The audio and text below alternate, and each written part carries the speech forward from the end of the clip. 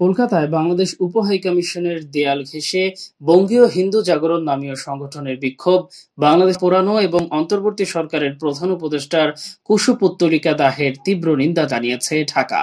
সঙ্গে কলকাতা উপ হাইকমিশন সহ ভারতে থাকা বাংলাদেশের সব মিশনের সুরক্ষা এবং নিযুক্ত কূটনীতিক, তাদের পরিবার এবং নন ডিপ্লোমেট স্টাফ মেম্বারদের নিরাপত্তা নিশ্চিত করতে দেশটির সরকারের প্রতি আহ্বান জানিয়েছেন।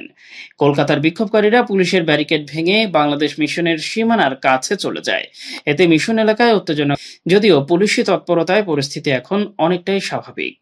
শুক্রবার পররাষ্ট্র মন্ত্রণালয় প্রচারিত বিবৃতিতে কলকাতার ঘটনায় গভীর উদ্বেগ প্রকাশ করে বলা হয়, কলকাতায় বাংলাদেশের ডেপুটি হাইকমিশনের বাহিরে বঙ্গীয় হিন্দু জাগরণ নামের সংগঠন কর্তৃক সহিংস বিক্ষোভটি গভীর উদ্বেগের সঙ্গে লক্ষ্য করেছে বাংলাদেশ। বিক্ষোভকারীদের একটি বৃহৎ অংশ সমাবেশে বেশ সহিংস তৎপরতা দেখিয়েছে। তারা পুলিশের ব্যারিকেড ভেঙে কলকাতাস্থ বাংলাদেশ মিশনের সীমানায় পৌঁছে যায়। এ সময় বিক্ষোভকারীরা বাংলাদেশের জাতীয় পতাকায় আগুন দেয়া সহ অন্তর্বর্তী সরকারের প্রধান উপদেষ্টার কুশপুত্তলিকা দাহ করে। উদ্ভূত এই পরিস্থিতি বর্তমানে নিয়ন্ত্রণে রয়েছে মনে হলেও হাইকমিশনের সকল সদস্যদের মধ্যে নিরাপত্তাহীনতা বিরাজ করছে।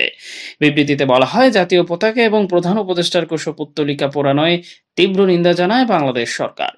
ভবিষ্যতে এমন নিন্দনীয় কাজ যেন না ঘটে, সেজন্য প্রয়োজনীয় ব্যবস্থা নিতে ভারত সরকারের প্রতি আহ্বান জানানো হয়।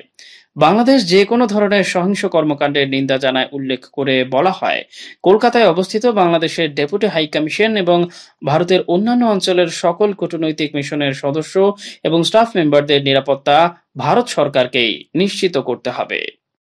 আমাদের ভিডিওটি ভালো লাগলে অবশ্যই আমাদের ইউটিউব চ্যানেলটি সাবস্ক্রাইব করে পাশে থাকা বেল আইকনটি বাজিয়ে দিন। এছাড়া আমাদের ফেসবুক পেজে লাইক দিয়ে পাশে থাকুন। ভিজিট করুন আমাদের ওয়েবসাইট। ধন্যবাদ।